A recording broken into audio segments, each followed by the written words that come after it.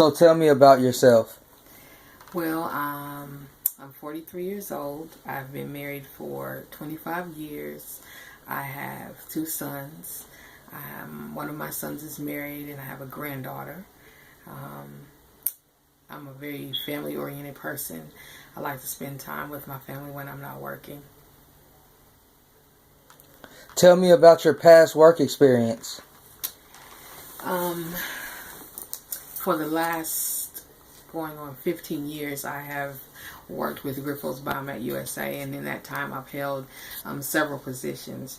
I was hired as a donor processor, and I spent about 6 months in that position and was promoted to backup quality associate. And during that time, I was required to learn all of the positions in the facility, and within a year I was promoted to quality supervisor.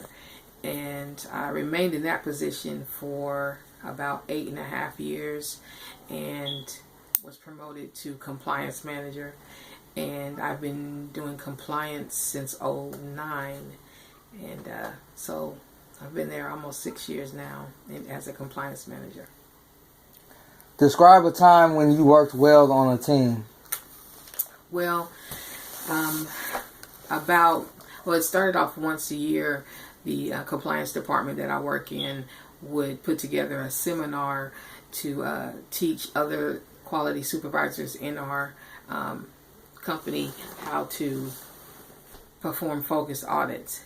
And so each of the quality managers had compliance managers had a certain task, and my task was to put together a PowerPoint presentation and present it and instruct the attendees on how to put together their audit reports. Aside from that, I was also responsible for hosting several of the attendees to an on-site location where they could actually perform a focused audit, and I was the subject matter expert, so that I was there to give them any sort of answers or feedback that they had. And so with this, they were able, at the end of the seminar, they're able to do a focused audit at their own facility and put together, their audit findings and write an audit report. And because the seminar was so successful, we now put that seminar on 3 times a year rather than the 1 time. Tell me about a time where you had too many things to do and had to prioritize your tasks. Well, I think everybody feels like they have a lot of stuff to do. Like I said earlier, I've been married for 25 years, so I'm a wife, and I'm also a mother, and I'm also a full-time student. So it's important for me to have to prioritize my time, otherwise I wouldn't get things done. I had to spend some time trying to reorganize my time about a couple of months ago, because my mother-in-law went into the hospital and spent about three months in intensive care.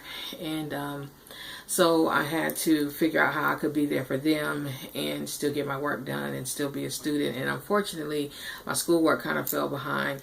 And so I had to take the time and just prioritize one day out of the week where I was solely focused on my schoolwork. And I was just now able to get caught back up on that. Tell me about a time when you had to go above and beyond the call of duty. How did you handle the situation? Well, as a quality supervisor at the facility that I worked at, we were going to be inspected by European inspectors, and this inspection would determine whether or not we were able to sell our plasma to the European company. And in order to prepare for this inspection, we had to have a lot of things, reviewed and organized. And, I was only required to work about 8 hours a day, but for about an 8-week period, I worked 12 to 14-hour days just to ensure that our site was ready to be audited. And when we were audited, we did pass and were received certification to sell our product to European markets. Tell me about a time where you worked effectively under pressure. Well, during this specific audit that I was speaking about, myself and the center manager were going to be required to host this audit. And unfortunately, about 3 weeks before the audit was due, our center manager separated from the company. So I was going to have to take on her role as well as my role in the audit. And it was a lot of pressure because there were 3 European auditors, and of course they had very thick accents, and it was just difficult for them to communicate with me at times. But I got the job done. Like I said, we ended up, passing the inspection. Give an example of a time when you showed initiative. I feel as though I show initiative each time I perform an audit. My job really, just the main function of my job is to just go into facilities and perform an audit and of their records and give them my audit findings, and then I expect a audit response back from them. But I find that it's more effective for me to go in and not only audit that facility, but to show them how I arrived at the finding, because sometimes they don't know themselves, how to audit their center, to go back and look at records to come up with the same things that I've come up with.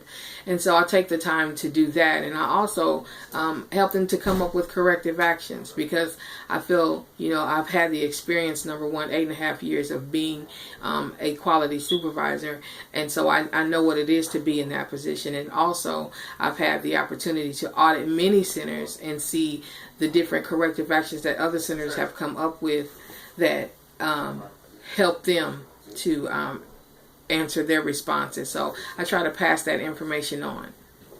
Is there anything else you would like us to know about you? The only thing that I would add is that, I like information. I'm one that likes to know the answers to questions. So I like to read. I like to just find out answers, and I like to think outside the box. I don't think that there's always one way to arrive at a solution.